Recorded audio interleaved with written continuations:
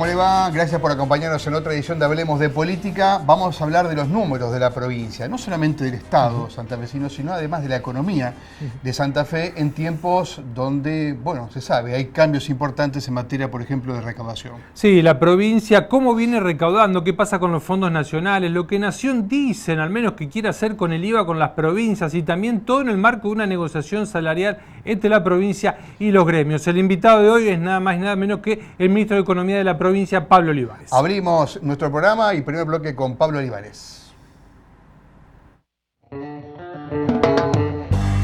Es aquel que sirve al pueblo.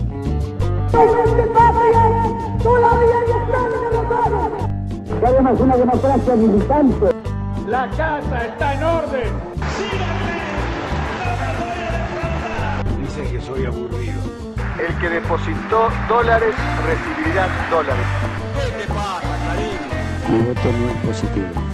Muy buenos días a todos y a todas. Lo que tenemos es una ley que diga que por ley somos todos felices. Los que tengan que hacer la cuarentena van a cumplir la cuarentena. Tengo que decírselos de nuevo, no hay plata.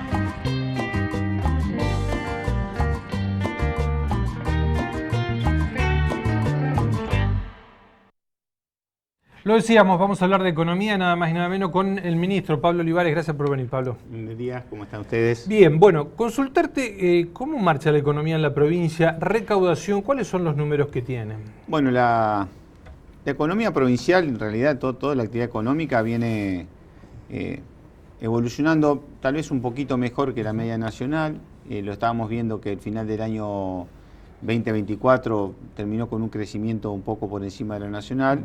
Pero vemos cierta heterogeneidad en esta recuperación. Hay sectores que están empezando tal vez a tener alguna dinámica positiva, aunque hay sectores todavía que en función de estas variables macroeconómicas hoy, estamos por ejemplo en la industria, el turismo y otros sectores principalmente vinculados a servicios, les está costando, el comercio todavía está en terreno negativo. La atracción básicamente estaba por el campo, oleaginosas, aceite. Básicamente lo que es la actividad agropecuaria, la actividad de manufactura de origen agropecuario traccionado por exportación y la actividad de intermediación financiera, que también es la que también está bastante activa. En lo que tiene que ver con la finanza de la provincia, el año pasado fue un año muy complicado, es difícil la finanza en tiempos recesivos y al mismo tiempo con un doble mandato, el mandato de mantener el equilibrio fiscal y al mismo tiempo la inversión pública, y eso solamente lo hemos podido hacer y lo seguimos haciendo por lo que tenemos casi una pasión ferviente por la eficiencia que nos permite reducir los costos operativos pero manteniendo las prestaciones y de esa manera generar espacio para lo que es justamente poder tener equilibrio pero al mismo tiempo inversión. Y hasta ahora, bueno, lo hemos podido llevar adelante. Teníamos expectativa a principio de año que los recursos nacionales y la actividad económica nos permitiera tener una recuperación de recursos fiscales como para poder también dinamizar mucho más las actividades, pero lo que vemos es que los recursos fiscales dejaron de tener el motor, felizmente el motor que tenía que ver con la inflación, pero el motor que debería encenderse para traccionar, o sea, la locomotora que debería traccionar los recursos fiscales, que es el crecimiento, todavía por lo menos está haciendo esperar. Básicamente IVA por consumo, por ejemplo, ganancias. IVA, ganancias, principalmente impuestos, y otros impuestos que están asociados a la actividad económica, todavía no están mostrando una atracción que reemplace a lo que venía empujando los recursos como fue la inflación el año pasado. Ministro, un año y medio de Milei, cuando uno mira los números de cómo lo afectó el ajuste que Milei prometía y efectivamente hizo, algunos dicen, bueno, cerraron tanta cantidad de empresas en la provincia, algunos dicen 1.200, 1.300, hay una pérdida de más o menos 10.000, 11.000 puestos laborales. ¿Es lo que se esperaba de Milei y el ajuste que se venía? ¿Usted cree que es lo que se pagó en ese sentido era lógico, era esperable? Creo que hay que diferenciar, para ser justos con el Gobierno Nacional. Saben todos que tenemos una mirada asertiva con el Gobierno Nacional de acompañar muchas cuestiones que tiene en cuanto a sobre todo la batalla cultural que está dando a nivel nacional.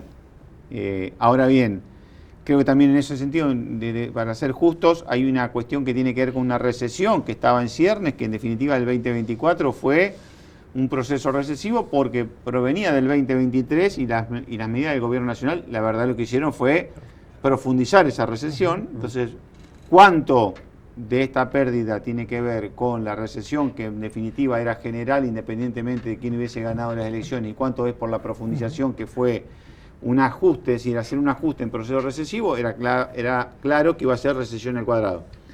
¿Qué es lo que terminó pasando? Entonces, creo que es la combinación de una economía que venía muy mal y que la política macroeconómica de ajuste fiscal y monetario profundizaron ese proceso, pero con una particularidad, que ya a partir de junio, julio, tocó piso, comenzó a mantenerse en una meseta, a tener una leve recuperación, pero todavía no finalizó ese proceso de recuperación de la caída. O sea, la recuperación es lenta, es muy... En realidad es una recuperación que no fue M corta aún, pero tampoco es una L.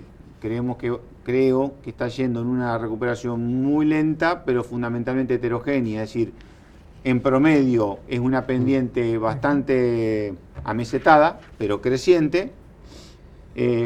Vamos para graficarlo, como si fuese una pendiente de 30 grados, es decir, en vez de ser 45 de 30 grados, pero al mismo tiempo eso es un promedio de actividades que todavía están en recesión y otras que están creciendo. Y esa heterogeneidad no es buena para una economía. Ministro, en lo que hace la recaudación de los impuestos provinciales, ¿la gente en este contexto está pagando patentes, está pagando los impuestos provinciales o hay una mora? El cumplimiento tributario siempre se resiente en tiempos recesivos, pero vimos que hay una bastante resiliencia a la hora de pagar. Creo que también las medidas de administración tributaria ayudaron a eso, sobre todo en lo que es impuestos de emisión, que lo pagan propietarios de inmuebles y vehículos. Después ingresos brutos, que es lo que pagan impuestos de empresa, otra cosa. El sujeto o persona humana, ha habido un trabajo de pagar todo un año junto y con facilidades y al mismo tiempo con beneficios por hacerlo, y eso permitió sostener un piso de cumplimiento y al mismo tiempo a la administración tributaria digamos que el seguimiento durante el resto del año se acote a quienes no pagaron todo el año juntos. Eso dio buen resultado.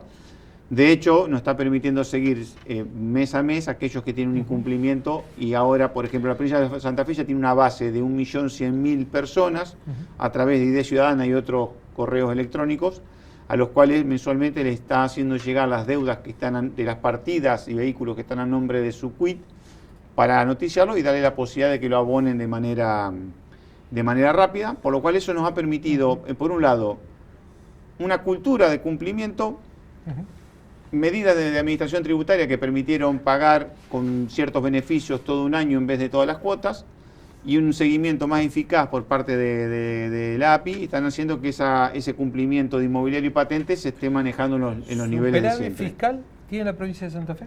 No, tenemos equilibrio. Para hablar de superávit tenemos que hablar, a veces somos demasiado binomiales en el sentido de si vemos un más o vemos un menos. Entonces, si estamos hablando de que hoy uno recibe un balance y muestra un peso o muestra -1 y estamos hablando de magnitudes de 1 millón de pesos, la verdad que uno dice, ¿cómo te dio? Me dio equilibrado, o sea, me dio un centavo, 10 centavos positivo, 10 centavos negativo. Entonces uno no puede decir, si me dio 10 centavos positivos tuviste superávit, si te da 10 centavos negativo tenés déficit. No, ¿de cuánto estás hablando? Estamos hablando de 1 millón, la verdad está en equilibrio. Estamos en equilibrio porque tuvimos el primer trimestre, tuvimos un resultado financiero de aproximadamente 400 millones de pesos, que son un valor muy bajo relativamente en términos de las magnitudes, pero también puedo anticipar que en abril vamos a tener un resultado negativo. Pero un dirigente gremial, cuando esta semana entró a debatir la paritaria con usted y otro ministro, dijo, bueno, tienen 2 masas salariales de superávit fiscal. No, dijo, digamos, la palabra superávit en tiempo de negociación salarial a veces no, digamos... Masa salarial, no, en realidad lo que estaba, creo que lo que planteó fue lo que se denominó el resultado operativo, que es la diferencia entre los recursos habituales y los gastos para funcionar. Y después de eso hay que ver todo el proceso de inversión, es decir, lo que se tiene que hacer, construcción, obras públicas, equipamiento, cámara de seguridad, todo. Sí. Lo que estamos hablando es que el año pasado hemos tenido un resultado operativo de 700.000 millones de pesos, que es con lo que pudimos financiar la inversión que justamente tiene que ver con la construcción, el equipamiento, la compra de patrulleros, la compra de camionetas, la compra de ambulancias. Eso Es lo que pudimos atender con ese resultado operativo. Es lo que uno recauda, lo que uno ingresa, lo que uno gasta para funcionar y de lo que le queda para invertir. Grave sería si no nos quedara nada para invertir, eso sería una situación muy brava. Nosotros somos prudentes, inclusive nuestro esfuerzo está puesto en maximizar ese resultado operativo para poder terminar con un resultado fiscal equilibrado, pero maximizar la inversión. Una de las críticas fuertes de la gestión anterior era que tenía plazos fijos guardados. ¿Tienen plazo fijo la provincia ahora? A ver, en una economía inflacionaria, uno durante el mes lo que está haciendo es permanentemente todos los días por goteo ingresan recursos y uno lo tiene que hacer los gastos, no los hace por goteo. Los gastos que tiene que pagar al principio del mes, tiene que pagar un determinado monto. Y lo que si uno tiene es, si tiene un saldo a favor o tiene el día 15 plata que va a tener que usar el día 5, hace un plazo fijo. Y la verdad sería un mal administrador, sí, no inclusive hay alguien que me podría cuestionar. ¿Por qué no lo hizo? Pero la crítica anterior basaba en que no, había mucha plata es, en plazo fijo. Distinto ¿no? es cuando... ¿Cuánto tenemos los santafesinos ahora en plazo fijo? Lo distinto, mire, en este momento, me preocupa tan poco el valor que la verdad si me pregunta, si me apura, tengo que preguntarle a la tesorería. Pero la verdad es que uno va teniendo ese como el precancelable. ¿Qué significa? Claro. Uno va tomando un monto que precancela el día que paga los sueldos. Ese es el ciclo elemental, como cualquier persona, como cualquier chico que hoy le enseñan a decir, che, si vas a pagar al final de mes, ¿por qué no pones ahora que está muy de moda algunos instrumentos digitales que le tienen cuenta remunerada? Claro. Básicamente lo que hacemos es una cuenta remunerada, ¿para qué? Porque si tenemos un saldo el día 15, pero que lo tenemos que usar todo junto para pagar los sueldos, en el interín no está bien que uno le deje gratis eso al que lo usa. Hace semanas atrás se debatía mucho cuando el gobierno anunció el blanqueo, el RIGI. Santa Fe estableció colocar en el caso del blanqueo una alícuota a pagar. También esto fue crítica de la Nación para con Santa Fe. ¿Fue significativo el blanqueo, digamos? ¿Hay datos que permiten determinar qué pasó? Probablemente estamos ya arriba de los 2.600 sujetos que adhirieron al blanqueo en Santa Fe. Sí, personas físicas y jurídicas que se presentaron en forma online a API y hicieron la adhesión declarando. Aproximadamente vamos a llegar a unos 500 millones de dólares de blanqueados en la provincia de Santa Fe. Eso es la estadística que tenemos hasta hoy. Eso es el capital blanqueado, ¿no? El capital blanqueado, no, el capital blanqueado. Como aquí lo que hemos hecho, al igual que a nivel nacional, que los que blanquean menos de $100.000 no tienen que hacer ningún pago, la gran mayoría de ellos ha sido prácticamente el 95% de los que se presentaron lo eran por montos por debajo de $100.000. Estamos hablando de término agregado, ni siquiera conozco detalles porque rige el secreto fiscal para estas cuestiones, pero en términos estadísticos estamos en el 95% no tenía que pagar porque fue por menos de $100.000. Y el resto sí, tributa este 2%. Ahora, este 2%, que bueno, pudo no gustarle a la Nación, pero la verdad es que a nosotros no nos parece justo que aquel que como actividad económica le escondió al fisco recursos, pero en realidad lo que paga es un anticipo de impuesto. Y si no tiene que pagar impuestos, se lo puede ceder a otra tercera persona. Por ejemplo, un dueño de una empresa puede blanquear a título personal y eso que pague, si es más de $100.000, se lo puede ceder a la empresa para que la empresa lo tome a cuenta de ingresos brutos o cederse a otra empresa de un conocido con una transacción privada como un crédito más. ¿Y esos 500 millones de dólares es lo que esperaban o esperaban un poco más? No, a ver, nosotros, y en esto es muy bueno porque es el primer lugar donde uno puede hacer este análisis. Nosotros primero no esperábamos. Nosotros simplemente damos una oportunidad a aquel que quería tener una certeza de que uno podía generar un tapón fiscal.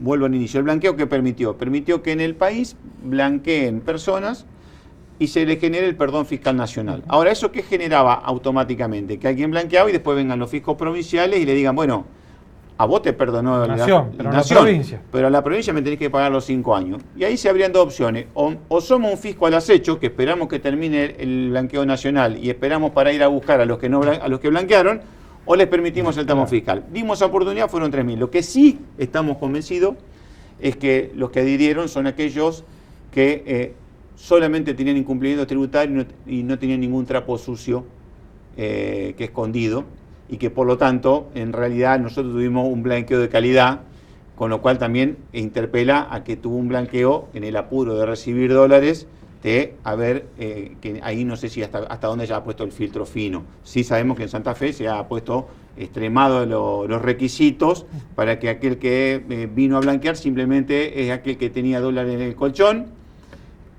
por el cual no había pagado impuesto, pero que en ningún momento ni había ido a comprar... sí, no era proveniente del narcotráfico, que no había tráfico de armas. Que no había un desarmadero, claro, que no tenía que ver con un lavado, que no le había vendido autos a gente de dudosa reputación, etc. Ministro, vamos a una pausa y seguimos hablando de economía con el ministro de Economía de la provincia, Pablo Olivares.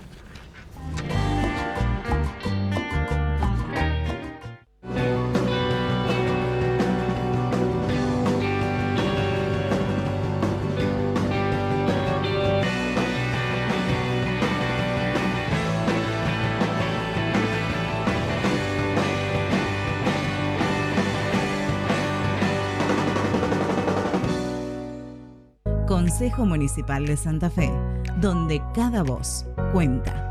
Encontranos en www.consejosantafe.gov.ar. Anfestram, la mutual de los trabajadores municipales y comunales de la provincia de Santa Fe. Anfestram, tu mutual más cerca. La democracia se construye desde el diálogo y la participación. Cámara de Diputados de la provincia de Santa Fe. Te lo vamos a decir de todas las maneras posibles. Si vas en moto, usa casco. Usa casco. Usa casco. Usa casco. Usa casco. Infórmate sobre el equipamiento y la documentación obligatoria para circular en moto en santafeciudad.gov.ar/educación vial. Municipalidad de la Ciudad de Santa Fe.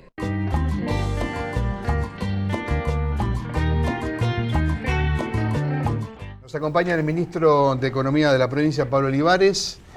La relación con la nación, digamos, uno a veces lee títulos en materia económica, ¿hasta dónde le sorprende? Por ejemplo, el tema del IVA, del tema ganancias, adelanto, las modificaciones, ¿cuándo se enteran y cómo se enteran? ¿Alguien avisa? Porque uno tiene la sensación de que la nación avanza y que ustedes escuchan nada más. Diría que en el 95% de los asuntos nos vamos noticiando por los anuncios, o inclusive francamente a veces la prensa. No se me cae el anillo, como dice el dicho, en decir que algún colega o alguien dice, che, ¿qué saben de esto o viste esto? Y uno, la verdad... Averigua a partir de eso. Con lo cual marca un indicio o un patrón. El patrón es que la noticia arranca primero por la publicación en redes o en los medios y después el resto del circuito político-administrativo le sigue atrás. Y eso, digo, no sé si es bueno, o sea, no es bueno, pero no lo digo no es bueno porque a uno le toca no enterarse, no es bueno porque queda la duda si el objetivo de las medidas es la solución en sí o el debate. ¿A qué voy? Si en realidad cuando uno propone una política pública, el objetivo es que esa política pública está en sentido de mejorar algo, de dar una solución a un problema o de mejorar una situación o un beneficio. Ahora, si el anuncio tiene que ver más porque quiero que se discuta de algo, independientemente en qué termine, eso es lo que nos parece que cuando las cosas se manejan así. Y tenemos el espejo de lo que pasó con Ficha Limpia.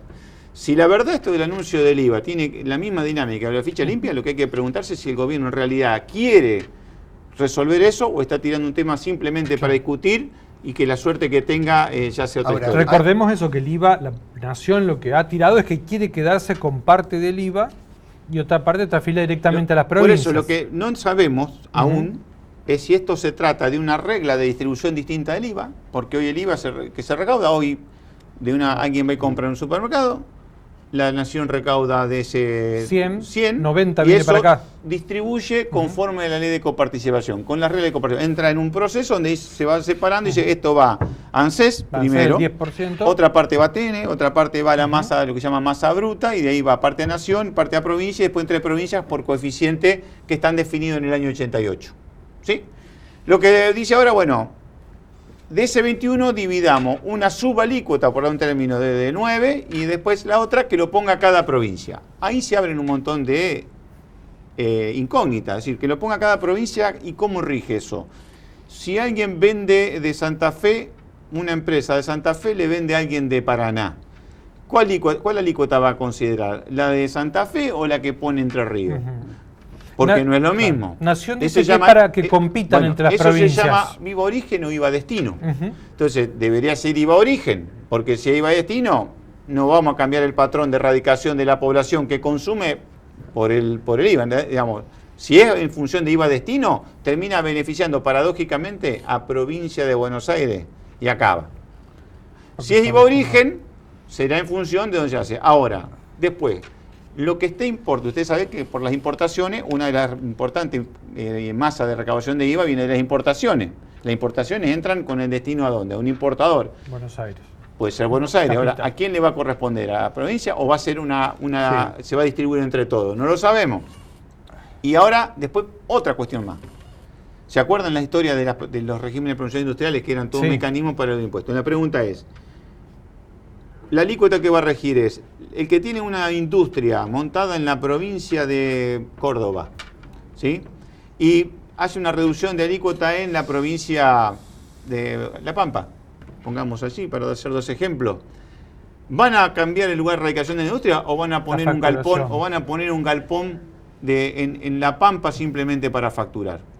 Entonces, si va a empezar a hacer esto va a terminar en un paseo de factura, no vamos a ningún cambio de competencia. Va a ser una competencia simplemente para abrir, en vez del empleo, para abrir a la Vivada Argentina, de vení, poné un galpón acá, una oficina al lado, y la verdad que no sería ese el camino. Ahora, esta falta de interlocución, porque en realidad uno supone que no hay diálogo, digamos, hay necesidad evidentemente de hacer una reforma fiscal, de analizar cómo se reparte la torta en Argentina, pero es difícil hacerla de esa manera, ¿no?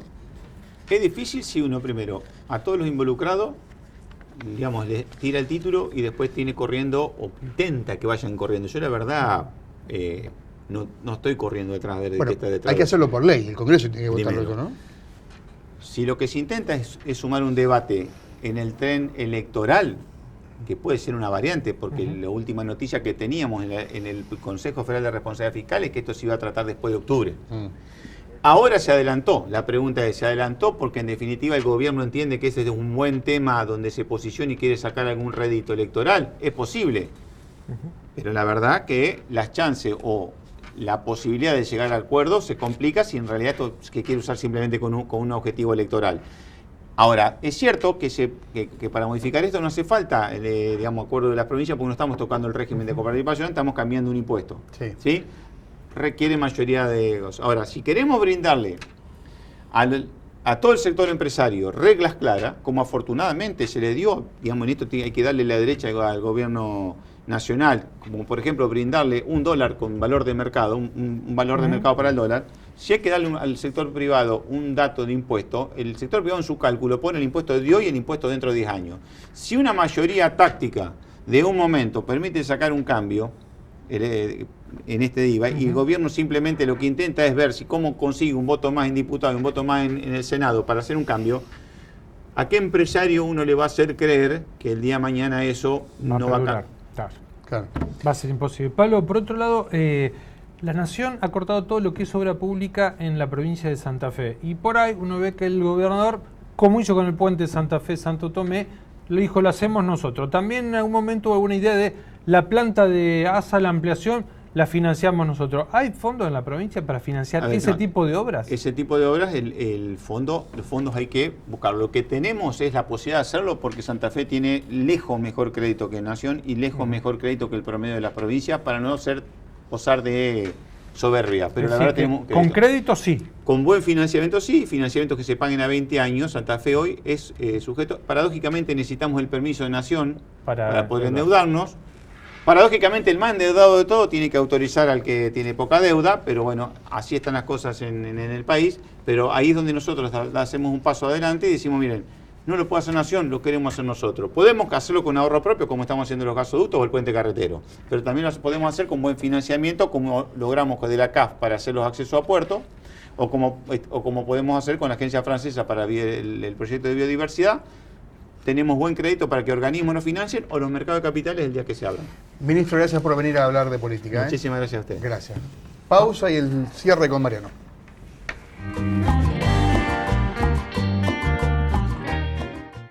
La democracia se construye desde el diálogo y la participación. Cámara de Diputados de la provincia de Santa Fe. Anfestram, la mutual de los trabajadores municipales y comunales de la provincia de Santa Fe. Anfestram, tu mutual más cerca. Consejo Municipal de Santa Fe, donde cada voz cuenta. Encontranos en www.consejosantafe.gov.ar. Si buscas en la radio un buen programa. Punto de partida. Actualidad. Música, producción, la región. El fin de semana, Mario Galoppo, Karina Volatti y un gran equipo hacen otro punto de partida. Punto de partida. Para toda la región. Súmate. De Santa Fe te acompaña.